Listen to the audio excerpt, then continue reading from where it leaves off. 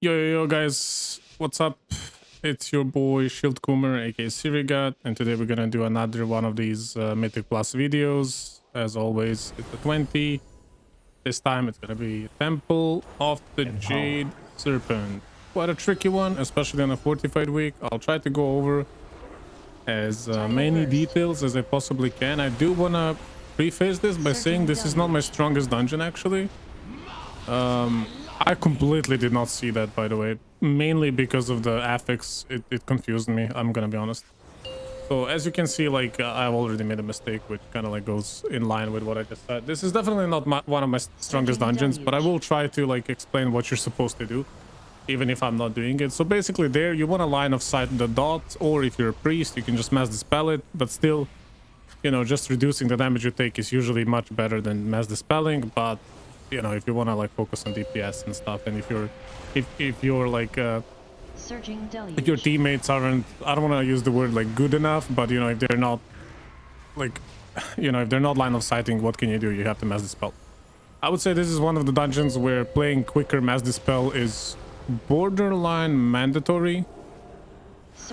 It's borderline mandatory. The main reason for that is, well, it's this dot, but it's also last boss, and there's also some other things we can mass dispel, which I will go over later.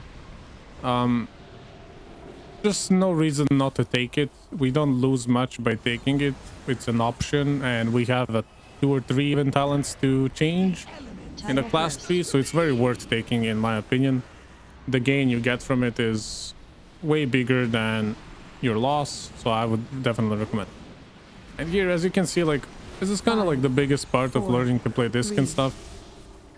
Not even learning, just perfecting it, is like making an estimate of how much you can heal just by dealing damage, and how much do you need to commit into like straight healing with your healing spells. And as you can see here, I chose to be brave. I wasn't actually sure if it's gonna work or not, but I chose to be brave and just like deal damage. We managed to top everybody up with the atonements. That guy got unlucky. Right before AoE he got targeted by Hydrolines. And here I thought I was out of it. I wasn't. I died again. Pretty silly. That's a really bad start of the dungeon for me. And overall I want to say this dungeon is quite sloppy. These 3 enemies are quite tricky, but if your team is any good at interrupting, it can be much easier. I will say, like, I've attempted a couple of temples. Even on a non-fortified week, this pack can be iffy, but as long as you interrupt, even remotely properly, you are, most of the time, you're pretty chill, and you really don't have anything to worry about. Tainted Ripple is pretty nasty, but you can just mass dispel it. And then on top of that, you can simply interrupt these 2, and then you can stun them, fear them, knock them, whatever you want to do with them. As long as you prevent them from casting, you'll be fine. As you can see here, there's even a weak aura for LOS and stuff, so you might want to, you know, focus on that and yeah, just not take damage. It's always a good idea, I mean, you know. And boss, honestly, this boss for priests is not the biggest of concern, especially for us as disc. Like, one nice thing we can do is we can grip somebody that has the debuff. And also we can shield them before they even take damage, which is really nice. We can give them paints up, and that's kind of the biggest danger. The rest is just like rotate, interrupt, which we absolutely failed here. Like, people are getting clapped by Hydrolances. I don't know what my DPS is doing, but you know, it is what it is. I mean, you know. Wash away. And then watch for this. Obviously, like, you have timer for Gazier, I don't know how you pronounce this. The thing that rips out of water, be careful not to stand in it, not to stand on water when the timer hits, and watch out for the wash away. Other than that, you can stand like a bot and just like DPS, and it's a pretty straightforward boss, honestly. Really chill. Just try to deal as much damage as you can, which, you know, is one of the advantages of having a disc priest in your key in the first place. You can get some nice damage value out of it. Pretty cool. You can see, like, I'm doing like 14k, but I died twice on big pulls, so like that's pretty good, and I think we'll recover it by the end. We should have, like, in reality, we should have like about 25k at this point, because we did like some big pulls. and we had Lust as well, so I would have dealt more damage, obviously, if I hadn't died. And here, be careful not to do what that guy just did. Like, what you can do is, what I did is, you can see where it starts, and as soon as the first geyser goes off, you just run to the place where the beam started, and you can just stand still and cast, unless it's quaking like it is this week as I'm recording this, because now it's like bolstering storming on Fortified, but like at the time I'm releasing the video, it's quaking tyrannical. So that kind of sucks, but other than that, this boss is pretty free. People just panic here because there's a potential to get one shot. Don't panic. Like, it's fine. Yeah, some overlaps can happen and stuff. Yeah, you can get like storming knocked and stuff like that, but you know, if you're playing with players that are smart, somebody who can tank the stormings will actually tank them for you. I think for us, Tank did it a lot. Not sure if he did it fully intentionally, to be honest, but I think he did. I think he was a gamer and he just decided to like tank it like a Chad, and he actually helped a lot with that. So, you know, if you're a class that can soak these, do it, you know, with some immunity or something. If you see that there's a bad one, you don't have to soak every single one, but if you can, you know, if you can help your team, you should always do that. Of course, I mean, that should go without saying. Okay, so upcoming pack is very difficult.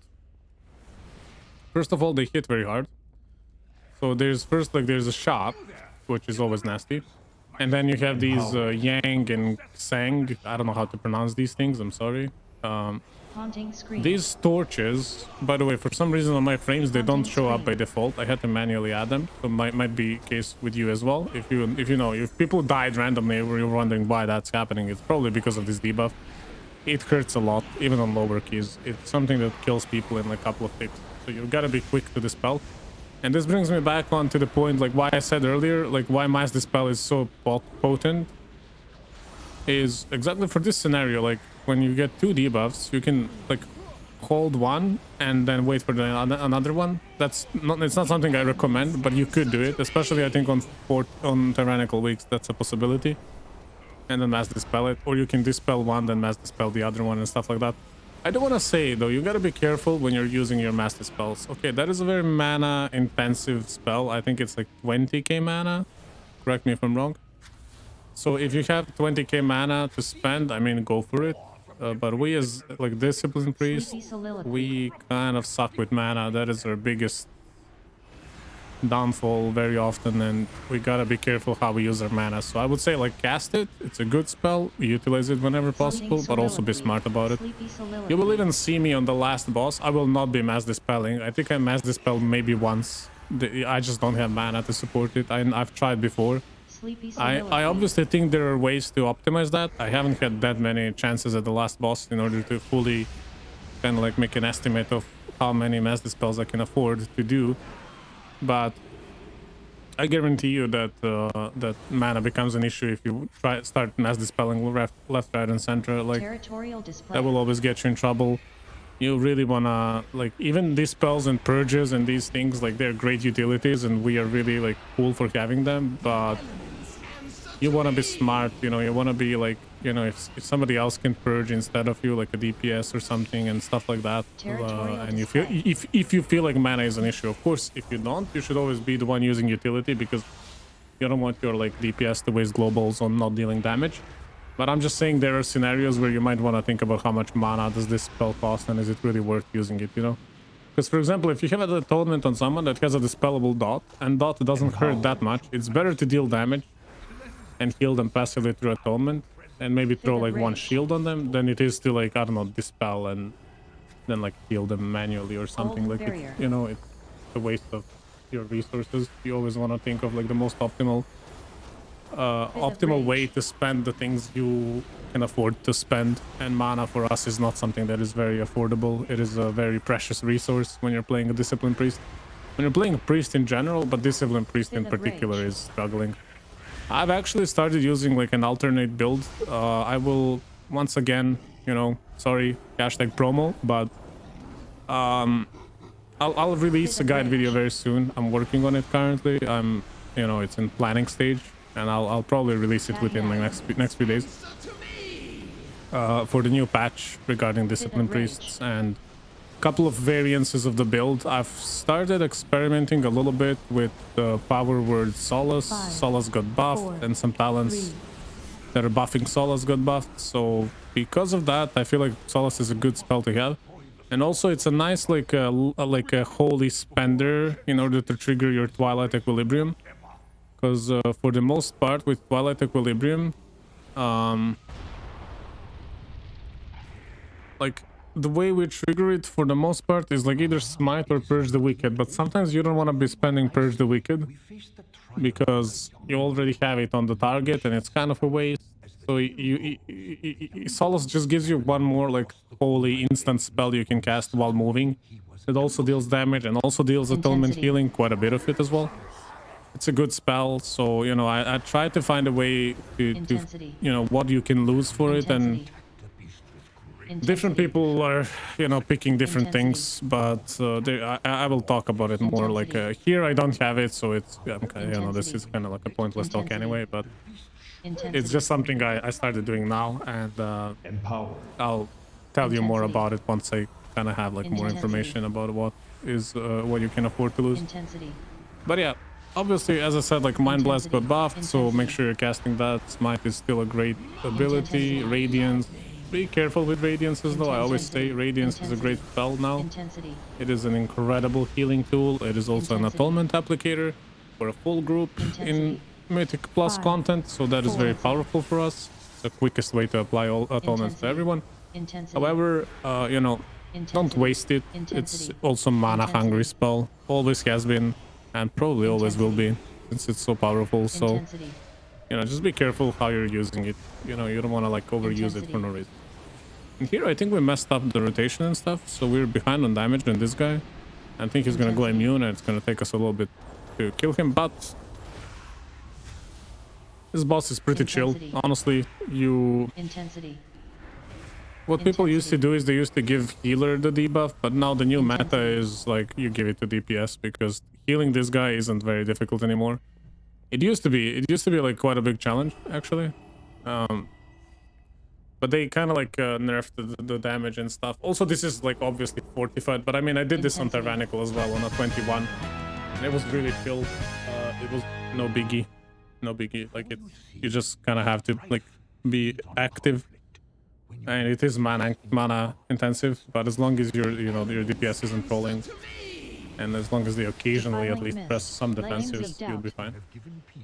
And here, be careful where you stand here, because these places are very, very difficult. I want to say something about the debuff as well. So the way the debuff works is, once again, correct me if I'm wrong, I think this is how it works though. It's a curse. Flames of Doubt.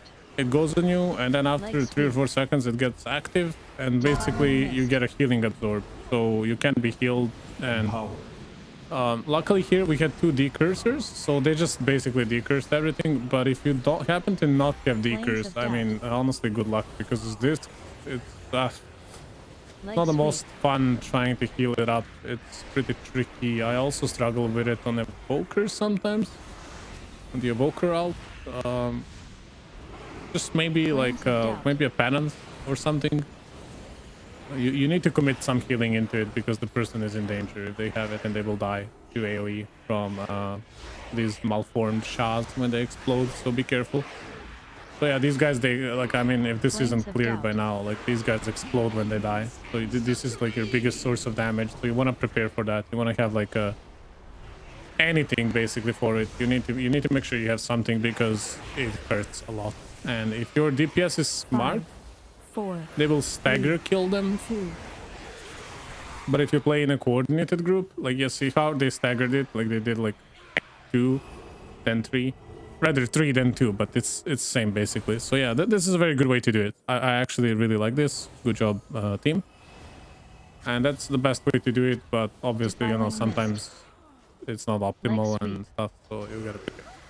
And here I just got meleeed. I mean, I don't know what my tank was doing exactly, but I got meleeed apparently. I guess he wanted the line of sight, and I guess one purge the wicked was too much, I suppose. I don't know. I mean, you know, mistakes happen. Like maybe it's my bad as well. Maybe I shouldn't have attacked. I'm not blaming him. But it was just weird and a waste of combat res, honestly. But it is what it is. And as I said, pretty messy dungeon overall, as you guys will see. This isn't even the worst of it. Yo boy, you will see soon. But it was going pretty okay. It was going pretty okay. It's overall, like, I feel like we did good in this dungeon. We just had like a bunch of minor mistakes. I played on start pretty badly. I died twice to like a swirly basically, which is embarrassing, but you know, I mean, it happens. What can I do? I learned though. I learned after like after this. I know at least I have to be way more careful with that and stuff like that, so that's nice. And here, I mean, just dodge this purple stuff on the floor. You know, DPS Sha. Once again, get ready for lesser Shas to explode. You know, make sure you have like something for it. Ruptures, barriers, press your personal defensives. That's something I'm not really doing. Something that I could be doing much better in these keys, you know, realizing when the damage is gonna happen, and then pressing fade and stuff. It's always useful. Sometimes I'm good at it, sometimes I'm not. It all depends. I think in these early videos I was a little bit too preoccupied focusing on like my rotation and how I can maximize, you know, my healing and DPS, and I was more kind of thinking of that rather than focusing on like the basics of the mechanical skill, you know, required and stuff like that. And what I mean by that is like, you know, pressing fade before explosions, just, you know, it should be like a natural thing to do. But I didn't do it here very well, so I did put barrier here. The guy put AMZ as well, but his AMZ was way too early. It was way before we killed Shas, so he kind of wasted it. But you know, I appreciate the gesture. And you know, as you can see, like when these guys, when they're exploding, like as long as you have atonements on everyone and you have like some damage abilities, you should be able to sustain it as long as they don't die like the very same frame. But you do need to heal quite a bit and stuff, and just be kind of ready for it. I think there's like two ways to deal with it. If your DPS is not like, you know, completely orc mode and like completely like zerging them and killing them at the same time, then you can probably just wait a little bit with Radiance. As soon as the first one dies, cast your Radiance, and then have instantly like a buffed Penance plus like Shadow Covenant into like, you know, Mind Blast, Smite Mind Blast, something like that. And then obviously Shadow Fiend / Mindbender whenever possible. And just like keep people up. As you can see, things got quite dicey here. That wasn't very pleasant, but we managed to kill it up. And that's the way you do that, I suppose. Works, so could be one of the ways you do that. Next boss, you want to be very careful. We are okay at killing it. Like, it's not the worst, not the best either though. The reason I'm not healing him, by the way, is because I'm waiting for them to decurse, and then like I'm not gonna waste my healing on him, and then, you know, because we get 2 decurses, like they should decurse. I mean, yeah, not trying to be sassy or anything. It's just you know, do your job or lose your job. I'm kidding. But yeah, this boss, as I said, these spells have to be on point.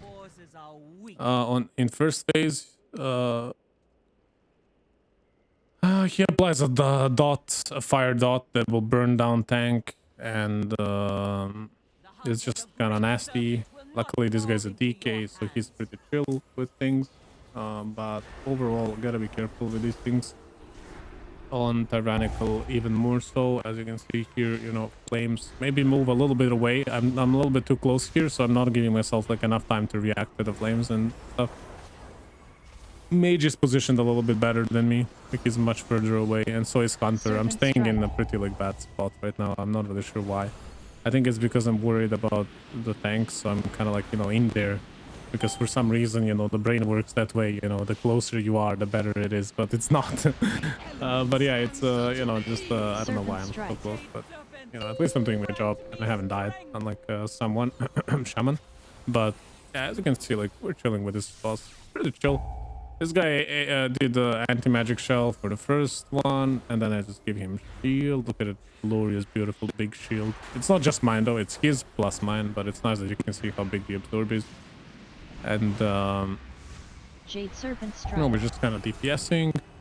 I'm just you know, see, I saved Penance there. I saved it for him, even though I don't think he needed it, but I saved it anyway. And I think for the next one, I'm probably gonna pop Rupture. I'm assuming here I didn't save Penance actually. I think it's because I thought I can like farm it quickly. but I wasn't able to. But he was still fine. As you can see, few like flash heals, and he's all good. That's how it usually goes. And then phase 3 soon after this one, I think. Oh, he AMS'd that one too. Easy, beautiful, beautiful. What a guy. Damn. He rezzed Shami here. Not really sure why we did that. I feel like we could have finished the boss without him. I guess saving time, right? But it's scary playing without, you know, playing without combat res completely. Like just full zero combat res is always spooky. Jade fire. But as soon as you beat this boss, I mean, release point is so close. But then you just have to make sure you play the last boss clean, that nobody died. This phase is pretty chill. I mean, just don't stand like in the frontal and don't get hit by the slowest bomb in existence. Cool boss, by the way. I like this boss. I feel like, and as I say that, this guy dies to the frontal. It's fine. It happens to everyone. It's just so slow, and this guy has such a like a weird animations and hitbox that it's kind of hard to see where he's casting it. So it's understandable. But yeah, try not to be that guy. You know, you can let somebody else embarrass themselves. You don't have to be that guy. Title first. And here we got these guys. I mean, this is kind of like a mix of like early guys and the later guys with Defiled Mist and Hydro Lances and stuff. Be careful. These packs are somewhat dangerous, and they also lead up to the most dangerous pack in the entire, you know, instance. So for these ones, like, you need these interrupts. For the Hydro Lances, watch who's gonna get hit, make sure they're top. Watch for the curse, get decurse. Hopefully somebody can decurse, because you can't, but you know, if somebody else can, that's amazing. Public service announcement, this leg sweep can be stunned. I don't know why people constantly just run away from it, like when you can literally stun it and not lose damage. I don't really get that, but maybe people are scared to do it, or they don't know they can do it. You can also help with fear, but as long as you interrupt it, like, you can stay there and DPS on your melee guys, which is nice. Defiled Mist, of course, has to be interrupted as well. And as you can see here, I go in and I fear to be helpful. Feeling damage, feeling easy peasy, lemon squeezy. Yeah, this pack is a little bit nasty because you have two of these sprinklers, you know, with the Hydro Lances. And then you got this guy that does the, what do you call it? Defiling Mist, yeah. So there's a lot of interrupts needed for this, and once you run out of them, be ready to use your defensives. As once again I say, luckily we have decurses here, so at least I don't have to like individually heal these guys. And you can see here, like, the Affix really fucked us over. I don't know why they're not decursing here, but that's kind of cool. Defiling Mist. Once again, I intentionally am not healing because I'm waiting for a decurse, because I don't want to, like, I'm already struggling. I don't want to spend my, you know, spenders on that stuff. I want to make sure I have, like, my things for when healing is actually required. But I guess we were out of decurses. It's something I'm not tracking. Maybe I should add that to tracker, honestly. Could be. That might be something I add into Omni-CD soon enough. It's not a bad idea to track these spells and stuff. You know, as a healer, you're usually the only one that has these spells, but most classes also have some sort of dispel or some sort of decurse. And it's good to know. I used to track them in Shadowlands for some dungeons, specifically like I don't even know. I don't know. I just know I used to track them. There was a lot of curses. One of the things that sucked about Priest in Shadowlands is we didn't have the curse. So for certain dungeons, you kind of wanted to bring Shaman Healer or something, or like something else, you know. But overall, Priest pretty good throughout Shadowlands. Other than that, I remember there was the disc meta in season 1 even, which was kind of wild. The Shadowlands was way more about damage than Dragonflight is. I feel like healer damage, while it matters, I feel like every healer has damage now. Flames of Doubt. Like, we kind of lost that, you know. It used to be like part of our identity, but now like every healer has so much damage that it feels like You know, it's not like you bring disc just for damage anymore. Although we kind of have one of the highest damages. Plus we have a PI, so that kind of, you know, doubles it. Doesn't double it. That's not what I meant. I meant like doubles the value, like overall. But here you can see like these bolstering guys, when they explode, they hurt a lot. So that's something to be wary of. This is why the guy died. And we're faced with like 3-minute situation where I gotta get mana before the boss. We're chilling, we're drinking.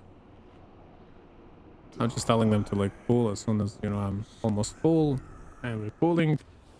And this boss, I mean, you know, what can I say about this boss? You just need constant healing. This is just a very mana intense boss. Be very careful. You will see me here. I will mass dispel the first one. That is because I know I have mana at this point, but very soon the mana will be sketched. We just started, I'm already at 90%. This is why we don't like mass dispel every single one. And you can organize your CDs, as I always say, you know, don't pop everything at once. Like here we can do, you know, Vampiric Embrace and Shadow Fiend, save it for this. And Shadow Fiend is perfect for this because it does AoE damage now, so it can cleave once you're casting like your Mind Blasts and Shadow Word Dats and stuff. And here I'm just trying to like keep them alive. I'm like screw PI, you know. You know, dispel one by one and stuff like that. And of course this guy is telling me what to do because he doesn't know that if I mass dispel, I'm gonna run out of mana by the time we get to like 50%. But I'm just focusing on my own gameplay. I don't care what people tell me. I'm doing my own thing. Just a lot of healing required because the boss is like constantly hitting stuff. You gotta be careful. You know, this boss is nasty, honestly. 4, 3, Pretty nasty boss. Like one time, it's worth noting that if you have to make a choice when you want to mass dispel, you should definitely mass dispel before this phase so people can stack up. You see, for like these bonds of reality. You want, because you want to stack up, right, for these guys. And I mean, it's sort of like CCing and stuff helps here. These guys do deal quite a bit of damage and they need to be nuked down, so it's good if you have your DPS stuff as well. Mass dispelled here too. I think I missed Hunter somehow because he went away. Of course, like, I mean, name a better combo than Hunters being like completely like in Africa or out of position. But as you can see, pretty intense boss, you know, 30% mana. I pop my chill globe mana thingy, whatever it's called. Just overall like pretty tricky. I think this guy like immune the debuffs, so that's also important to note. It's also cool if they have these spells themselves. So I did one key with Shadow Priest and it was nice because he mass dispelled. It's also cool like if they can block or some sort of immunity. I think it's like, who can do it? I don't even know. It's like probably Paladin and Mage, not many others. Yeah. And, you know, we're just DPSing. We're just trying to make this as fast as possible. Like we have 40 seconds left here, and we get the small ads. But as you can see, like I have my barrier, which is obviously very helpful. I'm just trying to keep us alive here to the best of my ability. You know, Divine Star would be a great cast here, but I was probably too stressed, like, and then didn't see that I have it. Stuff like that. Just making sure people are alive. Worked out pretty nicely. It was a tight key. I didn't play that great, but I think I did okay. Anyway, guys, thank you so much for watching. Thank you for supporting the channel. If you like what you see, you know, feel free to, I don't know, like the video. If you're feeling extra crazy and spicy and you have a big donger, you know, maybe subscribe, leave a comment, let me know what you think. Appreciate all the feedback, you know, let me know how the audio is, how the visuals are. If you would like to see something different, something better. And hope to see you guys again on the next videos. Stay tuned for that guide as well, and I'll see you guys next time. Bye bye. Sirigath out.